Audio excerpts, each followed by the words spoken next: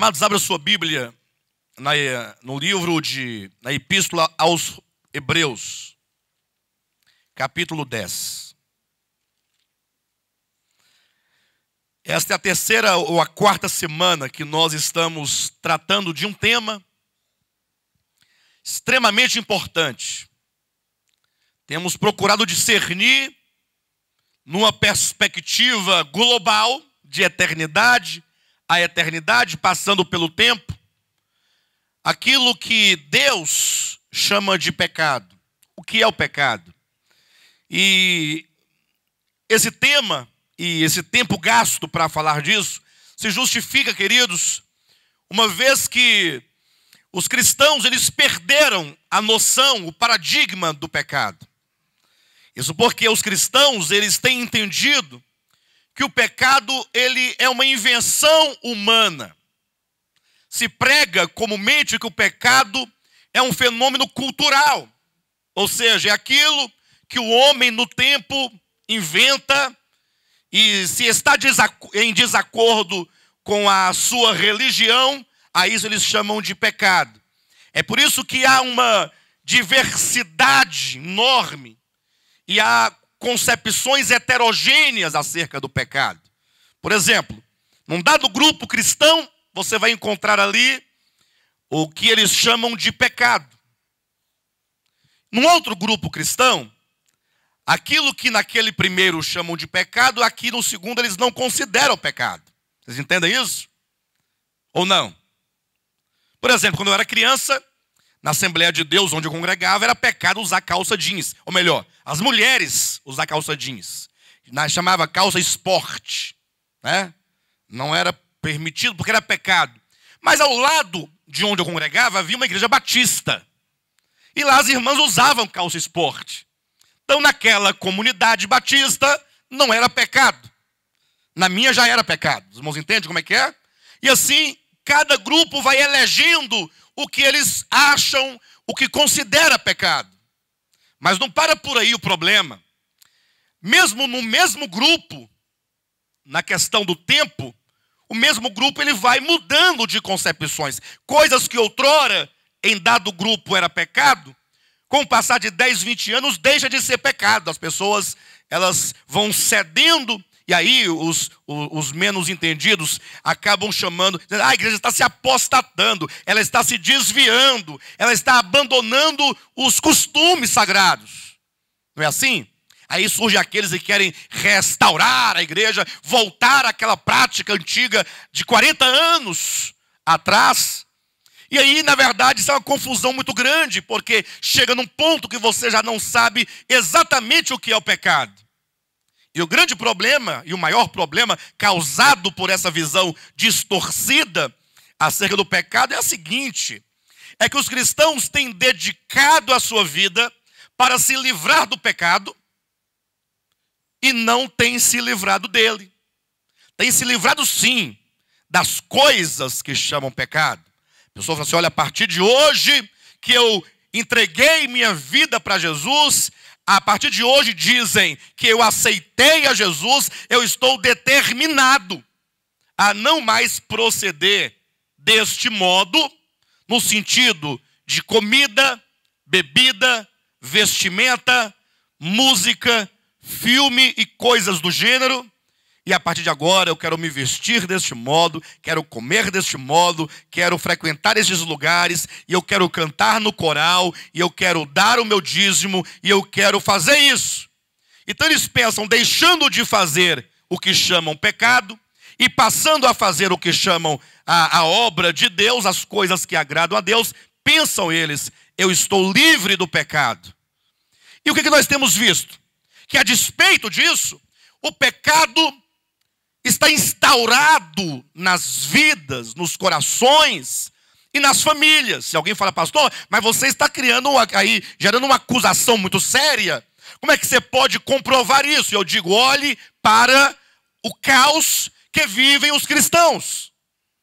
Porque o pecado é o fator de toda miséria, de toda degradação. Nós vemos famílias de cristãos destruídas. Casamentos destruídos, jovens destruídos, pessoas destruídas. Embora digam afastar-se do pecado, não têm se livrado dos efeitos dele. E onde está a ciência de tudo isso? Muito simples, é porque estão desferindo golpes no ar. Lembra que o apóstolo Paulo fala? Assim eu luto, não como quem desfere golpes no ar. Ou seja, não basta você desferir o golpe, você tem que desferir um golpe certeiro. Você tem que acertar o alvo. Então nós estamos corrigindo a nossa visão, corrigindo o nosso entendimento, porque a vida cristã é uma continuidade, sempre crescendo e avançando em direção a uma luz cada vez maior de entendimento acerca da verdade.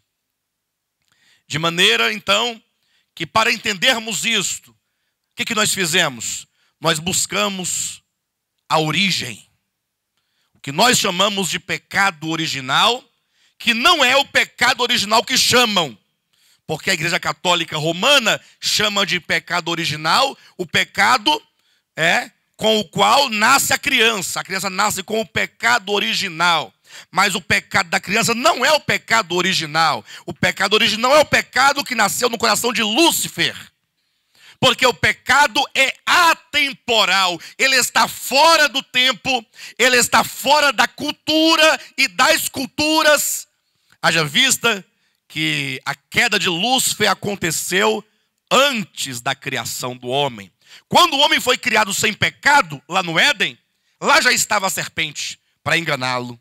Não é verdade? E temos a favor disso Romanos 5,12, que diz assim, olha, assim como por um só homem entrou o pecado onde? Então, o pecado entrou no mundo, o que significa que ele não estava no mundo. Então, o pecado não é do homem.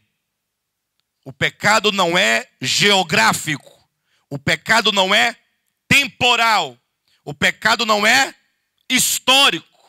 O pecado não é circunstancial. Sim, o pecado está no coração de Lúcifer na eternidade. Já ministramos 2 mensagens para nos referir a isso. Entretanto, a despeito disso, esse pecado entrou no mundo. Ele entrou no mundo não como coisas, mas como uma natureza. O homem, ao comer do fruto da árvore do conhecimento do bem e do mal, queridos, o pecado enquanto uma natureza luciferina de Lúcifer, o pecado enquanto uma natureza de violência, como falamos na semana passada, que o coração de Lúcifer se encheu de violência contra Deus e se manifestou em mentira, em inveja, em suspeita, em calúnia, em maldade. Esse pecado entrou no homem, entrou no mundo, no espírito humano, na alma humana e no corpo humano. E o evangelho parte daqui. Cada pessoa, cada ser humano tem que entender, eu nasci em pecado. O pecado como natureza habita o homem. Essa é a grande verdade revelada em Romanos capítulo 7. Agora é lógico que agora esse pecado enquanto natureza, ele possui o quê? Manifestações.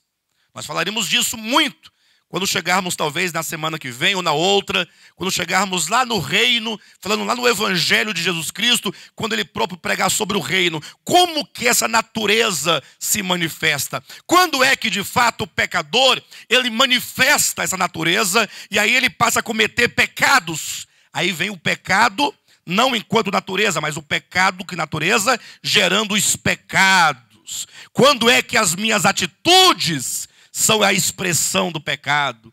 Os pecados o que são? São a expressão, são a manifestação de uma natureza interior que habita o homem. E é somente isso que nos interessa, a plena libertação do pecado e, consequentemente, dos pecados. Nós estamos dentro desse processo. Não há nenhuma razão para estarmos aqui nessa busca, senão que isso se realize dentro de nós. Estamos sendo transformados. estamos sendo santificados, estamos sendo mudados interiormente. E você precisa desejar por isso. Você tem que assentar no seu coração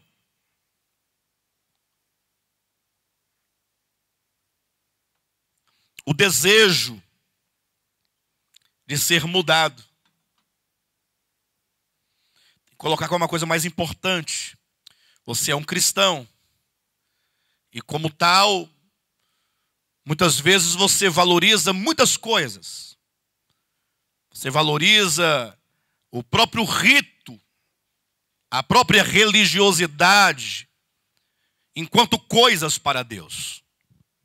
Mas você tem que colocar uma única coisa: eu preciso de experimentar mudanças profundas na minha alma.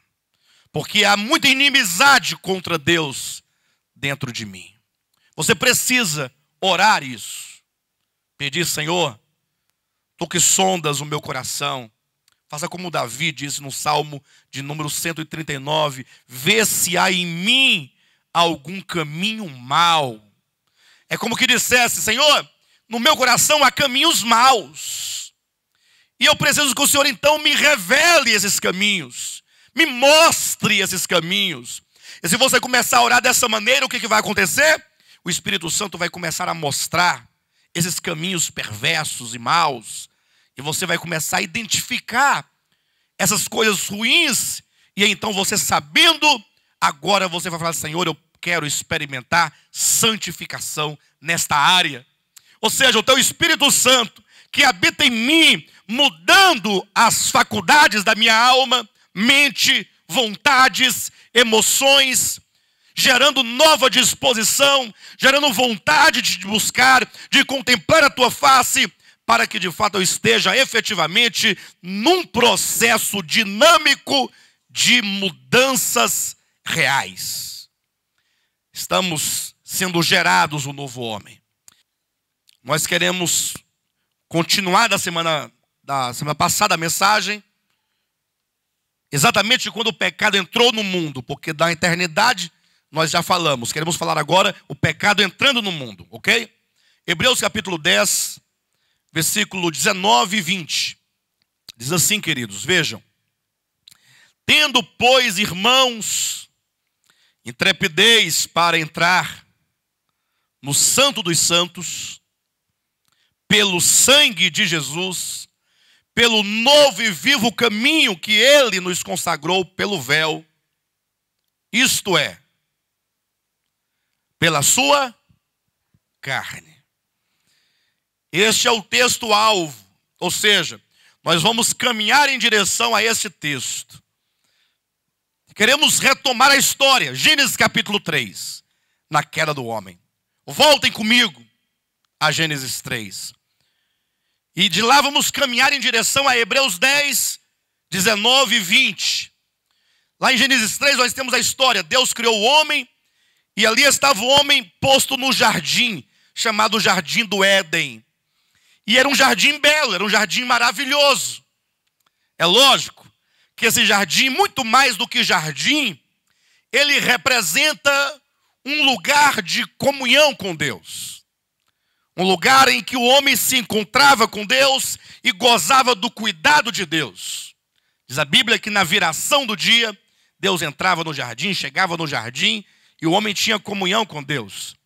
Éden quer dizer desfrute, o que significa que a vida no jardim era uma vida prazerosa. Lá não havia a dor, a lágrima, a angústia, não havia a depressão, não havia a inveja, não havia nada dessas maldades, não havia, tudo ali era muito bom, era tudo maravilhoso. Até o dia em que a serpente enganou a mulher. Diz a Escritura que a mulher foi enganada pela serpente, e a mulher então comeu do fruto e deu ao seu marido daquele fruto, e ele também comeu, ambos comeram, e naquele momento o pecado entrou no mundo, a tragédia entrou no mundo. Quando então diz a Bíblia que Deus, na viração do dia, chegou, Adão estava escondido, estava com vergonha, porque ele desobedecera a Deus. E agora ele via a sua nudez. Ele e a mulher, ambos viam a sua nudez, se esconderam. Quando então o Senhor entrou e chamava Adão, onde tu estás? E Adão ali com medo, e Deus foi chamando Adão, onde tu estás? E esse chamamento não quer dizer exatamente que Deus não sabia onde ele estivesse. Não pense dessa maneira. Esse é o modo como a Escritura fala-nos, para que nós entendamos verdades profundas, verdades eternas. É Deus que busca o homem. O homem não busca a Deus, é Deus quem busca o homem, é Deus quem chama o homem, a graça que alcança o homem para lhe oferecer perdão, misericórdia. Naquele momento, o homem falou: ó Senhor, eu tive medo e me escondi. E aí começou aquele discurso, Deus falando com o homem, com a mulher, acerca do que havia acontecido. Diz a Bíblia, então, preste bem atenção, que Deus, então, expulsou o homem do jardim. Eu quero que os irmãos gravem bem este momento da história bíblica. Deus expulsou o homem do jardim para que ele não estendesse a sua mão, comesse do fruto da árvore da vida e comendo vivesse eternamente. O homem foi expulso do jardim. E Deus então colocou querubins. Subentendemos aqui 2 querubins. A Bíblia não diz que eram 2, mas Deus colocou querubins. E os irmãos entenderão por que nós pensamos que sejam 2. Para guardar o caminho que levava à árvore da vida. Querubins com espadas flamejantes. Querubins, espadas e fogo, guardando aquele caminho. Porque se o homem, porventura, pensando, decidisse: não, eu vou lá e eu vou roubar o fruto da árvore da vida. Porque o homem não podia comer desse fruto. Porque naquele fruto era dito: comendo viveria eternamente. Vai com o homem uma vez lá: mulher, é o seguinte, vamos dar um jeito de roubar o fruto da árvore da vida. Eu sei que Deus expulsou, ele não quer, mas a gente vai passar devagarzinho, vamos lá. Deus havia colocado anjos, querubins, para impedir isso. Se o homem tentasse cruzar aquele caminho, ele certamente seria golpeado e morreria, porque o homem não tinha a justiça, e nem a santidade, e nem a glória necessárias para chegar até lá. Haja vista que querubins, espada e fogo representam a justiça, a glória e a santidade de Deus. Porque o pecado do homem feriu a santidade de Deus, como feriu a justiça de Deus. Em razão disso, eles perderam a glória de Deus, como está em Romanos 3:23. Porque todos pecaram e destituídos estão da glória de Deus. O homem, portanto, não tinha nenhuma capacidade para entrar. Agora, pensem comigo por um momento. Pensem comigo. O homem fora criado pela mão de Deus. O homem conheceu a Deus face a face. O homem viveu no jardim, eu não sei por quanto tempo. Eu sei que ele tinha e mantinha continuamente comunhão com Deus. Tudo estava muito bem, era muito harmonioso. Os céus e a terra estavam ligados, estavam unidos. E o pecado, ao entrar, criou tamanha ruptura entre Deus e o homem. Haja vista que o pecado faz separação entre Deus e os homens, pecadores. O pecado é esse fator de separação, de inimizade. Porque Deus não pode simplesmente permitir que o homem roube a sua glória, ou que o homem fira a sua santidade ou a sua justiça. E agora Deus fala: olha, vocês agora estão expulsos do jardim, vocês não podem permanecer aqui. Em outras palavras, o homem perdeu a comunhão com Deus, perdeu o contato com Deus, perdeu a coisa mais preciosa que há. E eu fico imaginando a cena, porque assim se constrói metaforicamente para que você entenda o que de fato aconteceu. Eu fico imaginando naquele dia, porque se era na viração do dia que Deus vinha, então seria por volta ali do pôr do sol. Então, quando Deus expulsa o homem do jardim, a noite já havia caído. E agora o homem e a mulher saindo pela porta do jardim, sem Deus. Sem a proteção, sem o cuidado, sem a presença, expulsos. Olhou para um lado, olhou para o outro. E agora? E agora? Perdemos o nosso lar. Vocês imaginam isso? Tentem imaginar isso. Numa maior escala, porque se perdia um lar divino, em que Deus participava ali. Bem, o negócio é o seguinte, vamos encarar a noite, o frio, e aí vem a dúvida, e aí vem o medo, e aí vem a angústia. O homem agora tinha que se virar. Vamos colocar nesses termos. Isso é um modo simbólico como se descreve a condição de todos os homens sem Deus. Tudo por causa do pecado. É isso que o pecado causa. Separação. Mas antes disso, o Senhor não simplesmente os expulsou. O Senhor fez uma promessa. Adão, Eva, prestem bem atenção. Vocês terão que sair. É a consequência inevitável do pecado. Mas eu quero deixar semeada no coração de vocês uma semente de esperança. Da mulher vai nascer um que vai esmagar a cabeça da serpente. Qual é a solução de Deus para o problema do pecado? Qual é o problema? E qual é a solução? Olha, filhos, presta atenção. Eu vou enviar um que vai esmagar a cabeça da serpente. Vai destruir o mal. O mal será destruído mediante a morte redentora do Messias. Adão e Eva foram expulsos. Iriam enfrentar agora a dureza de uma vida sem Deus. Mas eles tinham essa esperança. O Senhor prometeu, o Senhor prometeu. Deus prometeu que nos daria um filho, porque eles são descendentes da mulher. Então eles não tinham uma visão escatológica acerca do Messias. Eles pensavam tão somente, bem, de mim vai nascer um menino, e este vai resolver o problema do pecado. Imagine quando nasceu Caim, ela disse, recebi de Deus um varão. Logo ela pensou que fosse ele. E não sabia que ali nascia um filho do pecado, filho das trevas, se tornaria o protótipo do homem da iniquidade. Depois nasceu Abel. Bem, poderia ser o caso que eu fosse Abel, mas vai lá Caim e mata Abel.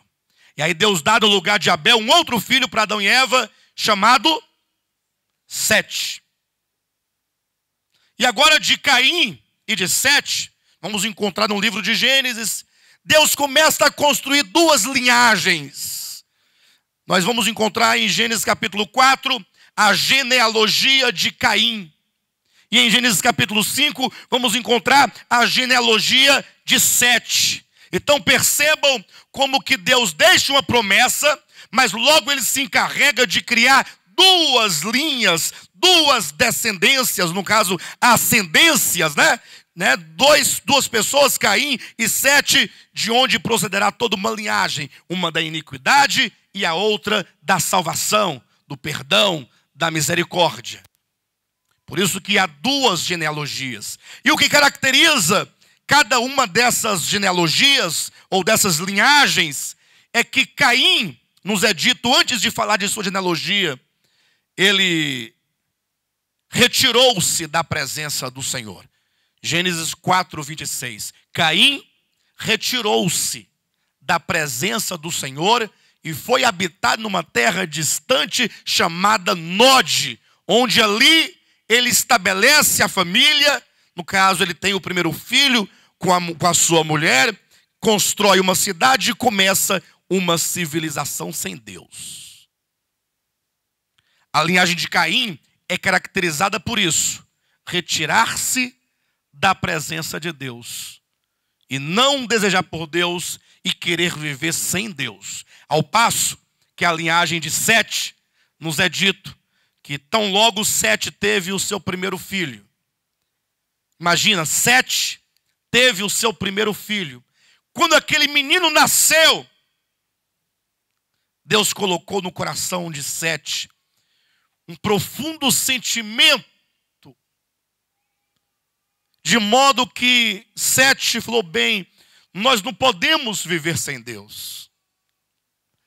Ele percebeu a sua fraqueza, ele percebeu a sua fragilidade, ele percebeu a sua mortalidade, e ele pensou: nós não podemos fazer como fez Caim. Caim retirou-se. Nós vamos fazer o contrário. Nós vamos invocar o nome do Senhor, chamá-lo para perto de nós.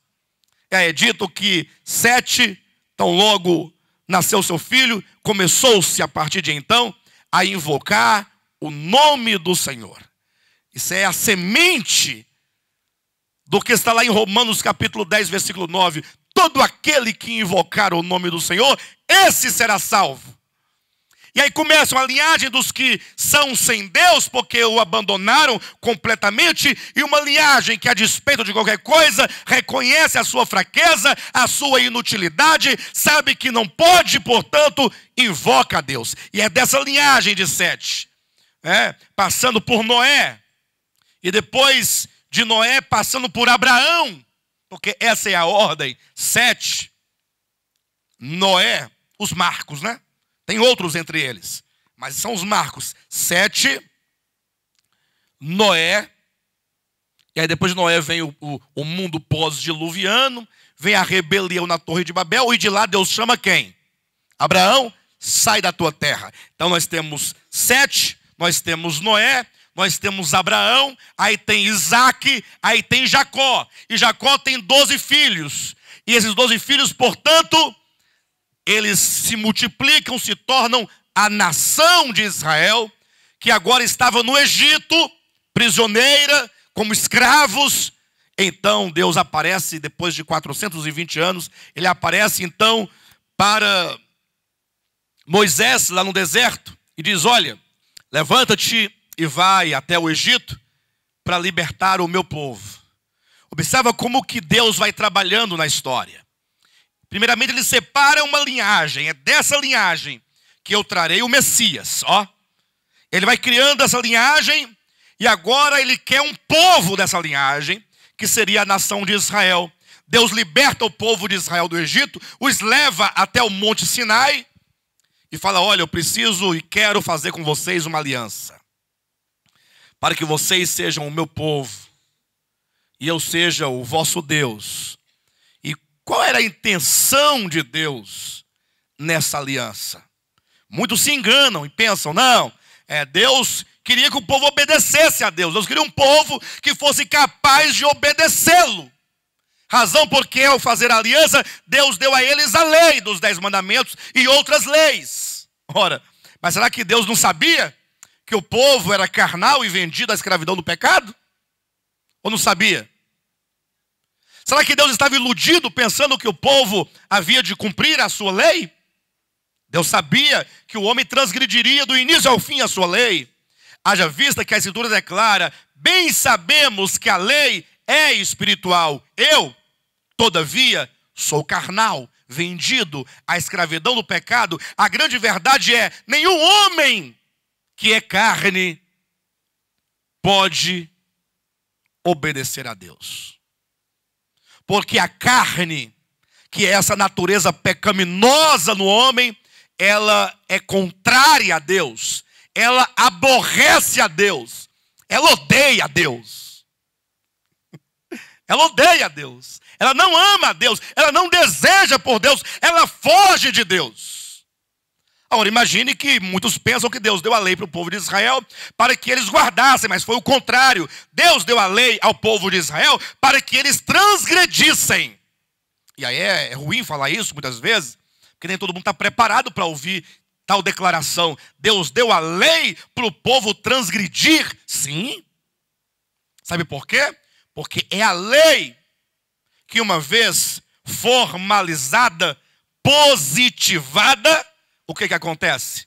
Agora o homem terá conhecimento do seu pecado. Cada vez que ele cometer um pecado, ele será arguido como transgressor.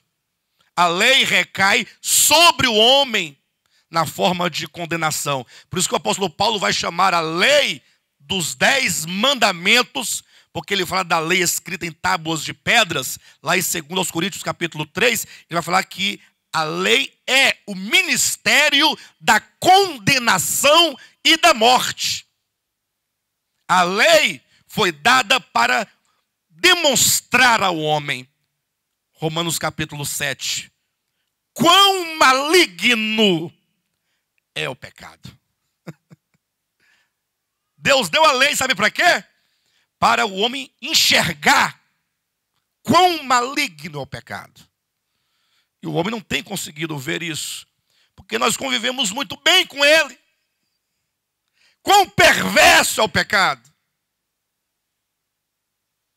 Era a intenção de Deus, levar o homem a uma condição de completa desistência de si mesmo. Romanos capítulo 7 mostra esse homem ao querer fazer o bem. Você já viveu isso na sua experiência? Ao querer fazer o bem. Às vezes você fala, não, vou fazer o bem. Agora eu quero ser um melhor marido, melhor esposa. Eu quero amar mais, eu quero me doar mais. Ser altruísta, eu quero perdoar. Eu quero ser um Jesus na terra. Ou como ele, pelo menos. E ao querer fazer o bem, encontro em mim outra lei, que faz guerra contra a lei do meu entendimento, me tornando prisioneiro do pecado e da morte. Quantas vezes você não tentou mudar? Quantas vezes? Quantas vezes, por uma luz do Espírito Santo, você reconheceu que você é problemático, e que você é um problema na sua casa, você é um estorvo na sua casa, na sociedade, você é um mal, você é ruim.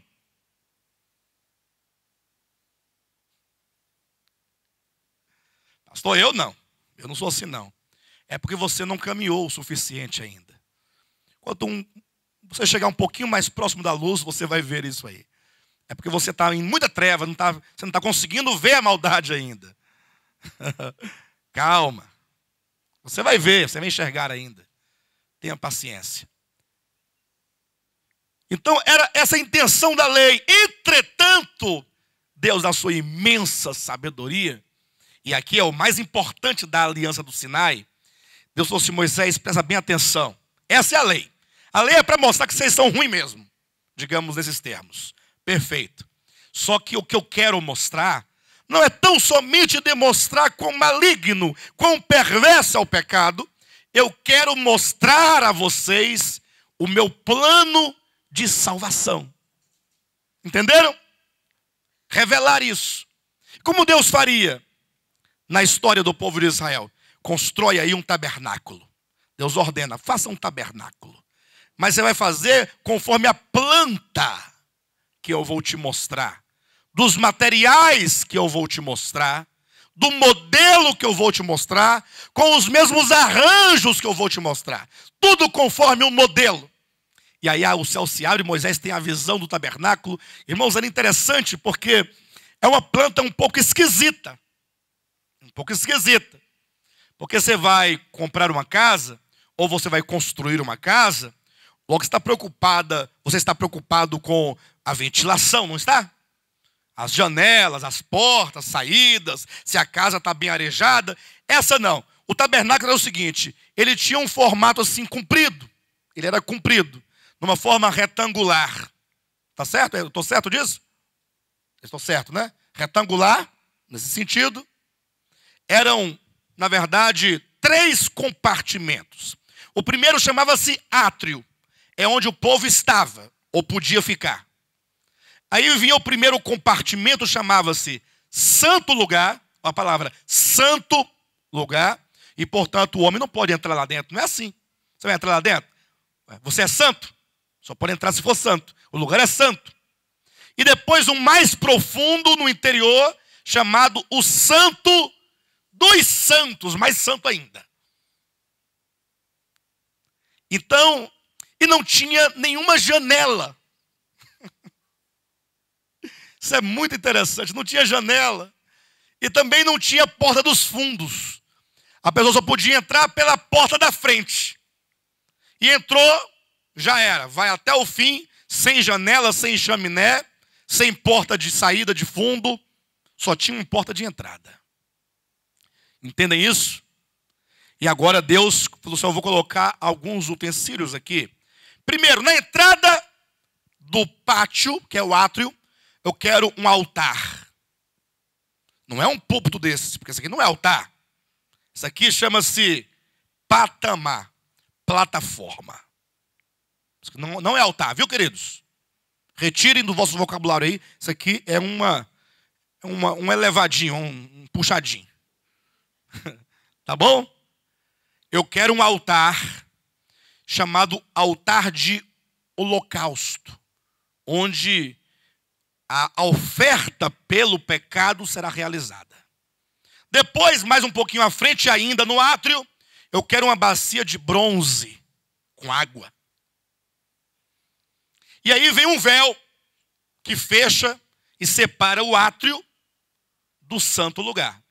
Passando o primeiro véu, você estará dentro do santo lugar. E aqui você vai ter uma mesa de um lado direito com 12 pães.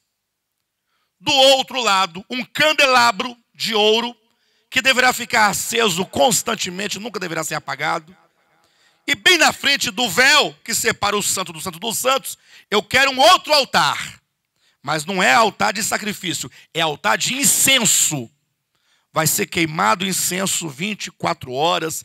E aí eu vou te falar todas as especiarias para que ele seja queimado. Essa fumaça cheirosa vai passar e vai subir e vai entrar por cima da cortina para que o santo dos santos, o lugar mais interior, e fique cheio de fumaça cheirosa.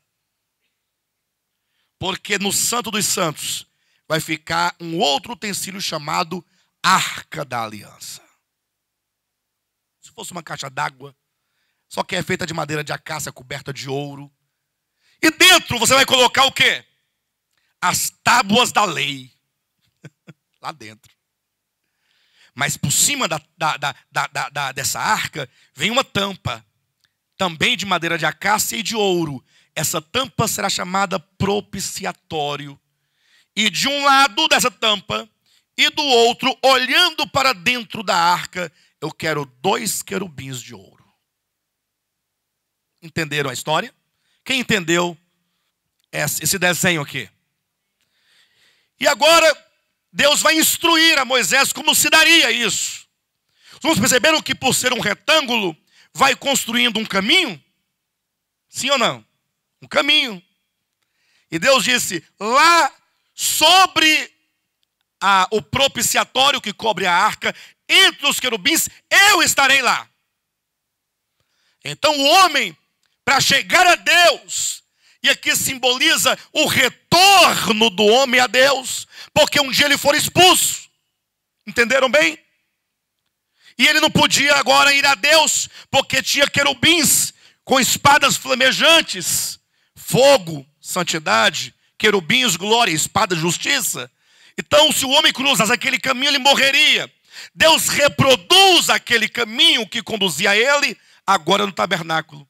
De modo que homem algum poderia entrar lá dentro. Homem algum poderia entrar lá dentro. Se entrasse, morreria. Exceto um homem. Seria o sumo sacerdote. Uma vez por ano, ele tinha que entrar lá dentro. Mas era um sofrimento, queridos, aquele dia. Era um sofrimento porque, primeiro, ele tinha que fazer um sacrifício lá no altar de holocaustos, no átrio, por ele e por sua família. Para purificar a si mesmo e a sua família. Em seguida, ele fazia um sacrifício por todo o povo de Israel, que estava do lado de fora, nas cabanas, e uma boa parte deles no átrio. Todo mundo está em expectativa. O que vai acontecer? Porque agora ele pegaria o sangue daquele sacrifício e a grande missão é levar esse sangue a Deus. Se ele, Deus, não aceitar, esse que está entrando morre. Significa que Deus não aceitou o sacrifício pelo pecado do povo. Amarravam-se cordas nos pés do sumo sacerdote, porque caso ele morresse lá dentro, quem é que iria entrar para tirar o corpo dele? Puxa, eu sou besta de entrar lá dentro? Fala-se até de uns sininhos que tinha nas bordas do vestido, porque enquanto o sininho estivesse batendo é porque ele estava vivo e andando. Parou de bater é porque morreu. Igual a vaca não leva um sininho no pescoço. Tim, tim. Você sabe onde é que ela está? Opa, estou ouvindo, peraí. No caso, o sacerdote era nas orlas do vestido. Então, aquele grande dia era o dia da expiação. Só o sumo sacerdote podia entrar, ninguém mais. E a Bíblia diz que ele entrava com um profundo medo. Haja vista que ele hesitava em entrar. O sumo sacerdote que estivesse escalado para aquele dia, ele não queria estar. Não tem outra pessoa para ir no meu lugar, não tem outro. Pensa no medo que o homem tinha de entrar na presença de Deus. Tudo porque, se houvesse um pecado não confessado, não tratado, ele morreria. E a história do povo de Israel foi marcada por isso. Mas Deus queria ensinar algo. Deus queria ensinar que o caminho que leva o homem de volta a Deus não pode ser feito sem que haja o sacrifício e o derramamento de sangue.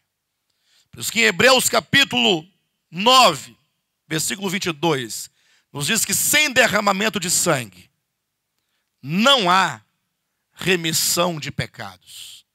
Repita comigo: sem derramamento de sangue não há remissão de pecados. Esta é uma verdade central do Evangelho, porque muitos sabem do pecado, mesmo que não o chame de pecado, muitos sabem que ele existe.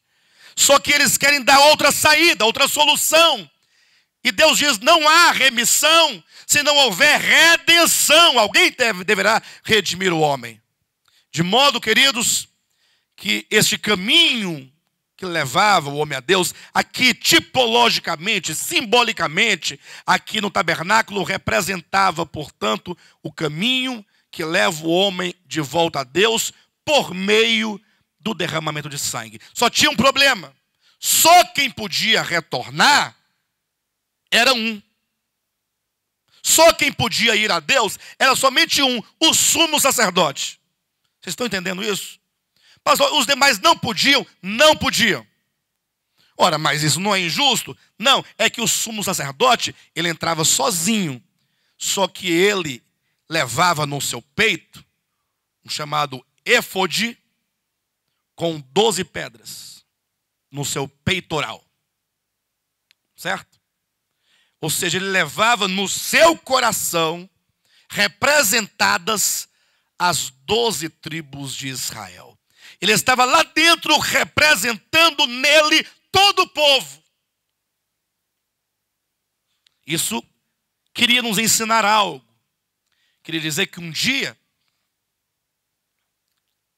alguém iria cruzar esse caminho por nós. Porque eu não posso cruzar esse caminho. Você também não pode cruzar esse caminho. Nenhum homem é capaz de cruzar esse caminho, porque você não tem aquilo que é necessário para satisfazer a santidade, a justiça e a glória divina. Levanta a mão aí. Quem é que está habilitado para entrar diante de Deus e por si mesmo satisfazer a justiça de Deus? Levanta a mão aí, que eu quero te cumprimentar e me prostrar diante de você. Que está qualificado para satisfazer a santidade, a justiça e a glória de Deus. Não tem ninguém aqui. São todos pecadores. mas você não tem feito nada para ser merecedor e ter tais qualificações. Muito estranha essa igreja. Um povo que quando fala que é pecador, o outro responde: graças a Deus que eu sou pecador. Mas vocês estão no caminho certo. Porque nenhum homem pode salvar a si mesmo. Então nós não confiamos em nós mesmos. Nós buscamos quem é aquele que vai entrar e vai nos levar a Deus. É Jesus Cristo. Ele veio, diz que o Verbo eterno, Criador de tudo, em quem, por meio de quem e para quem são todas as coisas, se fez carne e habitou entre nós, cheio de graça e de verdade. E ele veio com um firme propósito de cruzar este caminho, levando o homem a Deus. Por isso que o Verbo, que é o Deus eterno, ele se vestiu do homem, para que enquanto o homem levasse o homem a Deus. Podem aplaudir a Jesus Cristo à vontade. Que maravilha. Que maravilha. Então, está lá em Lucas capítulo 9, versículo alguma coisa. Como são muitos versículos, lá para o finalzinho, disse que Jesus, num dado momento, ele demonstrou no semblante a firme e forte decisão de seguir para Jerusalém, a fim de entregar a sua vida. E aí ele começou esse caminho. Os irmãos sabem da história, não sabem? Quando Jesus Cristo foi preso, ali ele começou o caminho. Por isso que momentos antes ele disse: eu vou para o Pai. Lembra que ele disse isso? Não se turbe o vosso coração. Eu vou para o Pai preparar um lugar para vocês. Esse ir para o Pai, o caminho que o leva ao Pai é o caminho da morte, é o caminho da cruz. Porque como ele foi ao Pai, é dito que ele tomou sobre si o que ele fez? Ele tomou sobre si os nossos pecados. Porque ele mesmo não tinha pecado. Ele é o Santo de Deus. Mas ele tomou sobre si os nossos pecados e as nossas transgressões.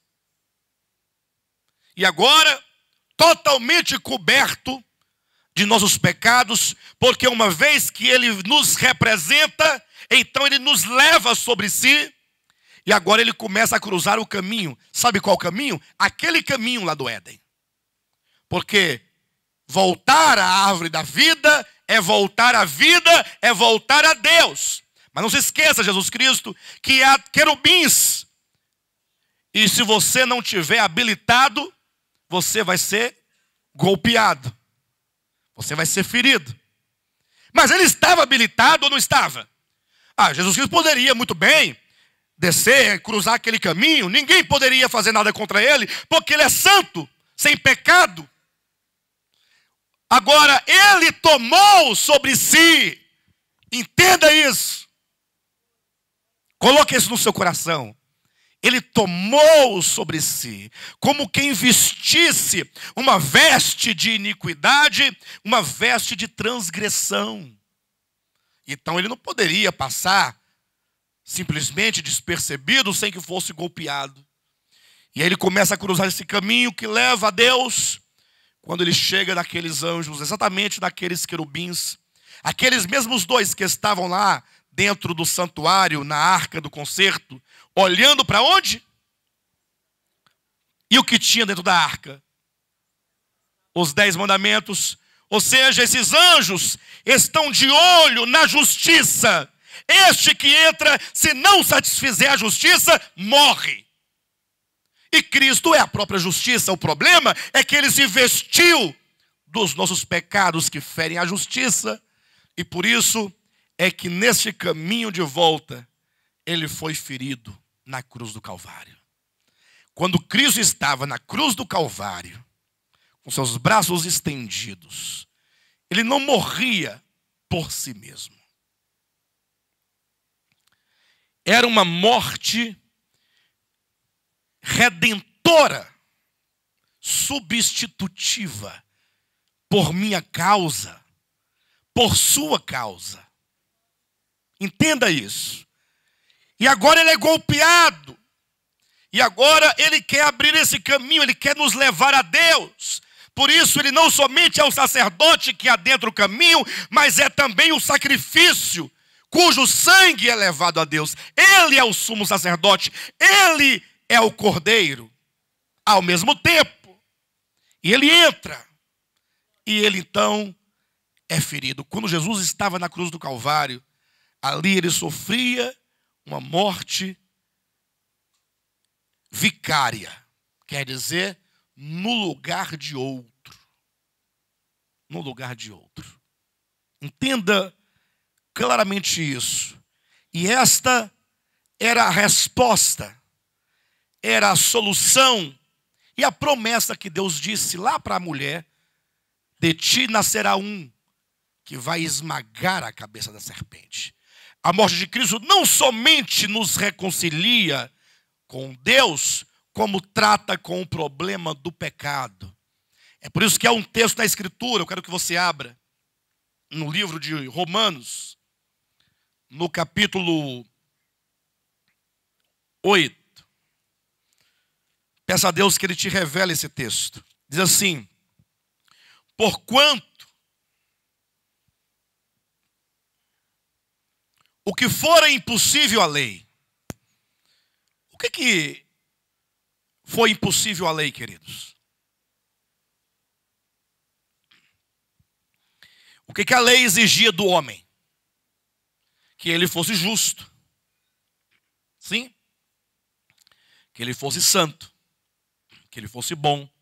Ou seja, a lei, ela, teoricamente falando, quando ela exigia isso do homem, ela queria resolver o problema do pecado. Só que isso fora impossível à lei. Por que fora impossível à lei? No que estava enferma pela carne. Ou seja, diante da carne humana, a lei se enfraquecia completamente e ficava febril, tremendo, batendo os queixos, de febre e fraqueza. Isso fez Deus. Isso o quê? O que fora impossível à lei. Resolver o problema do pecado. A lei não resolve o problema do pecado. E se a lei de Deus, escrita com o seu dedo, não resolve o problema do pecado, não serão as tradições que haverão de resolver. Não é a cultura, não são os credos, não são os mandamentos de homem, não são usos e costumes. Nada que o homem faça pode resolver o problema do pecado. Isso fez Deus, enviando o seu próprio Filho em semelhança de carne pecaminosa, e no tocante ao pecado, e com efeito, condenou Deus na carne o pecado. Repita comigo: o pecado está condenado, porque Cristo o condenou. Então pare de condenar os teus irmãos, porque Jesus não veio condenar o homem, ele veio condenar o pecado. Entenda isso. Vivemos muitas vezes acusando, condenando as pessoas. O evangelho não é para condenar, é para salvar. O evangelho já condenou o pecado. Ou seja, o pecado não tem força contra você. O Senhor já esmagou a cabeça da serpente. De modo que quando Cristo cruzou aquele caminho, ao se deparar, falamos aqui metaforicamente, com os querubins que guardavam o caminho, a justiça de Deus desceu sobre ele na forma de juízo contra o pecado, porque ele carregava sobre si os nossos pecados. Deus derramou a sua ira e a sua justiça contra o pecado, de modo que todo aquele que crer nesse sacrifício, entenda isso, agora é reconciliado com Deus. Você agora retorna ao Éden, não jardim, mas retorna à comunhão com Deus. Aquilo que um dia foi rompido, toda a ruptura entre o homem e Deus, agora é religado a uma reconciliação, a uma restauração do homem com Deus. É por isso que é dito em Romanos capítulo 5, versículo 1, que diz: uma vez justificados pela fé, temos paz com Deus. Diga assim: eu tenho paz com Deus, porque Jesus Cristo morreu por mim. Por que muitas vezes você perde a paz com Deus? Você fica acusado na sua própria consciência. Não, pastor, mas eu estou me acusando aqui. Não, mas pastor, você não está entendendo, é porque eu pequei. Mas qual que é a novidade? Qual que é a novidade? Você está espantado porque você pecou? Ficaria espantado se não pecasse. Você tem paz com Deus, porque Jesus pagou não somente os teus pecados, mas por este pecado que agora te acusa. Ah, pastor, então está ficando muito fácil. Esse evangelho está cada vez mais fácil. Olha, mas você quer que fique difícil? O difícil Cristo já fez.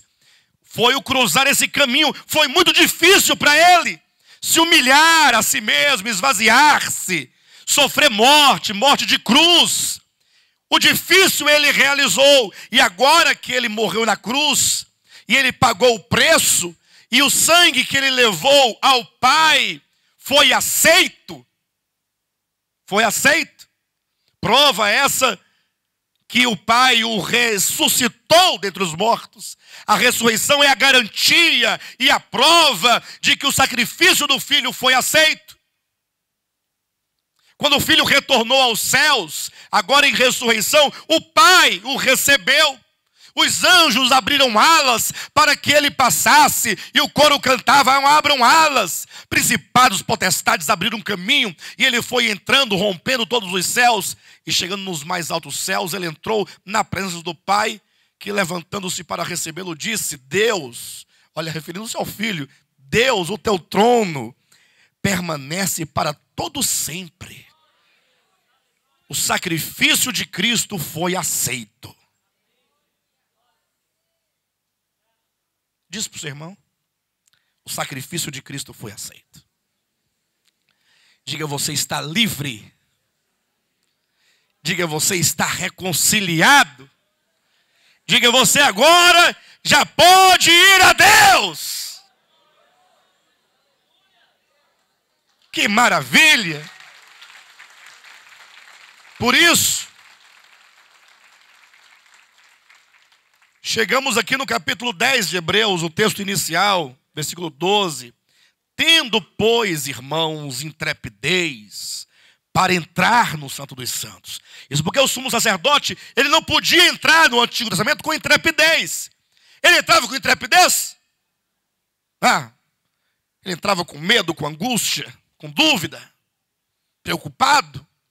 E todo mundo lá fora daquela preocupação. Mas agora é dito: irmãos, entremos. Não é somente o sumo sacerdote, todos, entremos nós no Santo dos Santos, pelo sangue de Jesus, pelo novo e vivo caminho. Ou seja, ele abriu outro caminho, agora um caminho da graça, não mais o caminho da lei. Porque o caminho lá do Éden, representado no caminho lá do tabernáculo, era um caminho em que a justiça era exigida. Pastor, e hoje não é mais? Sim, a justiça continua como sendo, a moeda de troca. Entretanto, Cristo é a nossa justiça. Então agora você tem intrepidez para entrar.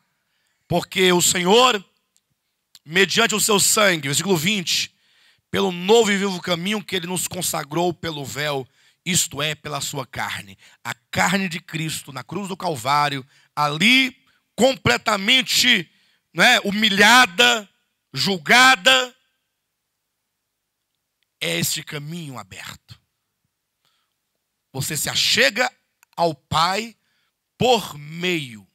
Aí se usa devidamente através de Cristo. Os irmãos entenderam? É isso aí. A decisão de Deus, esta, na verdade, esta é a saída, é a solução que Deus propõe para o problema do pecado. Aquele pecado original que rompeu o universo e que, transferido para a terra, separou o homem de Deus, foi resolvido na cruz do Calvário e agora todos os que creem são reconciliados com Deus. Amém, queridos?